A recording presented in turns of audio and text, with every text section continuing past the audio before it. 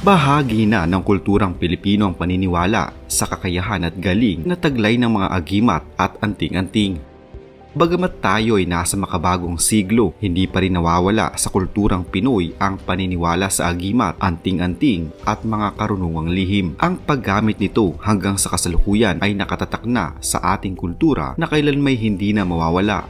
May mga nagsasabi pa na naging kasangga din ito ng mga revolusyonaryong Pilipino noong unang panahon. Pero kailan nga ba nagsimula ang paniniwala ng mga Pilipino sa agimat o anting-anting? Bakit nga ba madami pa din sa mga Pilipino ang naniniwala dito ngayon? Saan nga ba ito nagmula? Agimat ang tawag sa anumang bagay na pinaniniwalaang nagtataglay ng kapangyarihang magbigay ng pambihirang lakas at iba pang kakayahang higit sa taglay ng karaniwang tao. Sinasabing nakaugat ng agimat sa relihiyon ng mga sinaunang Pilipino na naniniwalang ang lahat ng bagay na likas ay may kaluluwa, kung kaya't maging hanggang sa kasalukuyan ang maliit na bato o piraso ng kahoy, lalo na yung mga nakuha sa sagradong lugar o kakaibang paligid, ay itinuturing na makapangyarihan. Dulot na rin ang impluwensya ng Kristyanismo sa bansa, maging ang mga kwintas na krus at eskapularyo ay itinuturing na agimat. Sa katunayan, maraming nabibiling agimat maging sa tabi ng simbahan sa Quiapo. Tinatawag din itong anting-anting o kaya ay alipugpog sa Iloco, dagon sa Cebuano, galing sa Tagalog, Iloco, Kapampangan at Pangasinan, samantalang ang mga terminong amuleto at bertud ay mula sa Espanyol. Bahagi rin ang agimat ng maraming epikong Filipino at kwentong bayan. Sa katunayan, nagiging bahagi rin ito ng kasaysayan ng Pilipinas. Hindi maihihiwalay halimbawa ang pagkabantog ni Macario Sakay sa damit niyang kinasusulatan ng Latin at may mga dibuhong relihiyoso na sinasabing nagsanggalang sa kanya laban sa mga bala ng kaaway na Espanyol at Amerikano. Ang pagsusot ng anting-anting ay naging laganap mula pa noong unang panahon na minanapan ng ating mga ninuno mula sa hilagang silangang Asya. Popular ito sa mga tradisyonal na manggagamot, mangkukulam at mga may alam sa orasyon. Sari-saring epekto o gamit ang anting-anting. Merong pampaswerte sa negosyo, pang-akit sa mga gustong ligawan, gamit sa tradisyonal na panggagamot, gamit ng sundalo upang hindi daw tamaan ng bala at marami pang iba. Subalit sa aking pananaliksik, ang anting-anting ay iba kaysa sa agimat. Ang kategoryang ito ang naglalarawan sa mga medalya, panyo, tsaleko, sinturon, bandana, espada, baston at lahat ng mga bagay na gawa o hindi gawa ng tao na mayroong nakapaloob na mga mistikong letras at disenyo.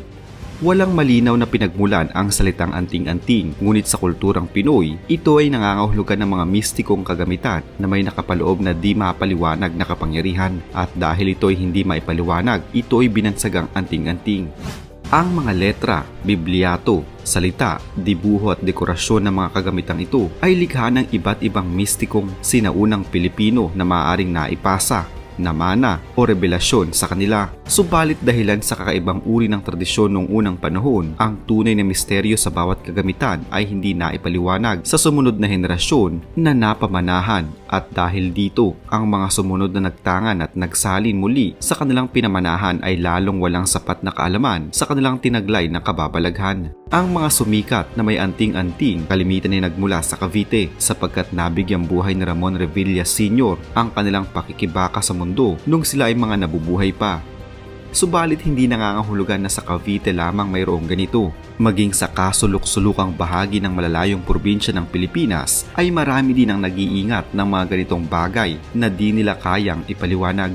Sa mga isla ng Pilipinas may paniniwala na sa anting-anting bago pa dumating ang mga Espanyol at ang Katolisismo. Nakasentro sa mga espiritu, anito at mga Diyos ang pagsamba ng mga katutubo, kung saan si Bathala ang pinakamataas. Ang ganitong buhay espiritual ang nagbigay ng iba't ibang paniniwala ukol sa agimat at sa mga kapangyarihang nilalaman nito. Sa pagdating ng Katolisismo, nadagdagan pa ang kredo ng agimat ng mga mahiwaga at paganong elemento na hinaluan ng mga relihiyosong katauhan at konsepto gaya ng Espiritu Santo, Santissima Trinidad, Sagrada Familia, Virgen Madre, ang mata at iba pa. Sa revolusyon at digmaan, naging mahalaga ang agimat bilang bahagi ng armas pandigma. Pinaniniwalaan na ang laman nitong spiritual at mahiwagang kapangyarihan ay magbibigay ng walang hanggang lakas, proteksyon at kagalingan. Ang agimat na kilala na bilang anting-anting o bertud ang pamosong katawagan para sa mutya o amuleto sa Pilipinas. Malaki ang ginagampan ng papel nito sa mitolohiya ng katutubong Pilipino. Bagamat marami na ang naging pagbabago sa konsepto ng agimat, ginagamit pa rin ito sa pang-araw-araw na pamumuhay ng maraming Pilipino. Sa mga katha at relihiyon, ang agimat ay iniuugnay sa mga ideya ng isang tao ukol sa pamumuno, kapangyarihan, nasyonalismo at revolusyon. Noong revolusyon ng taong 1896 laban sa Espanya, ginamit ni Emilio Aguinaldo ang anting-anting na Santissima Trinidad. Dala naman ni Andres Bonifacio ang amuletong tinatawag na Santiago de Galicia o Birhen del Pilar, habang si Antonio Luna ay gumamit ng Virgen Madre. Karamihan sa miyembro ng katipunan ay mayroong mga anting-anting. Si Manuelito, ang kilalang tulisan, ay pinaniniwalaang may anting-anting dahil sa ilang ulit niyang natakasan ang mga bala ng baril mula sa mga gwardya sibil. Ang grupong Lapiang Malaya na nagmarcha noong 1967 upang ipakita ang pagtutol sa rehimeng Marcos ay walang takot na hinarap ang military, dala ang kanilang mga bolo at anting-anting. Ang pinakakaraniwang anyo ng agimat ay amuleto na nakaukit sa bato, metal o kahoy na karaniwang isinusuot sa leeg. Ang agimat ay maaari ring isang dasal o orasyon na mula sa wikang Latin. Nakasulat ito sa isang piraso ng papel, itinutupi at inilalagay sa pitaka o kaya itinatahi sa tela at isinasabit sa bahagi ng katawan na hindi makikita ng ibang tao. Ang agimat ay pwede ring isang maliit na bato, ngipin ng buwaya o piraso ng tuyong prutas na inilalagay sa loob ng maliit na tela. Bukod sa lakas at proteksyon, ginagamit din ang agimat o anting-anting bilang panlaban sa kulam o engkanto, gayuma, pampaswerte sa negosyo, proteksyon sa mga pisikal na panganib, at proteksyon sa masasamang espiritu. Maraming kakatuwa o kakaibang paraan ng pagkuha ng agimat at anting-anting, subalit ang pinakasikat dito ay ang kwento ng isang matandang ermitanyo na kailangan mong tulungan upang ikaw ay pagkalooban ng anting-anting o agimat. Sa ibang bersyon, ito ay nakukuha mula sa kalikasan tulad ng pagkuha nito sa puso ng saging habang ikaw ay nakanganga. Mayroon ding kwento ng pakikipagtunggali sa mga maligno at engkanto gaya ng kapre, tikbalang at duwende para makuha mo ang ninanais mong anting-anting at agimat. Narito ang iba't ibang klase ng anting-anting o agimat na popular sa Pilipinas. Ang odom ng mga Bicolano o sa tagabulag, nagbibigay kakayahang tagabulag o maging envy sa paningin ng taong iyong iniiwasan. Sa gabe o wiga, ang sino mang meron nito ay hindi mababasa ng ulan kahit pa suungin niya sa tagahupa. Ito ay may kakayahang paamuin ang isang taong nagagalit. Pulang korales, isang uri ng koral na sinasabing may kakayahang makahigop ng swerte.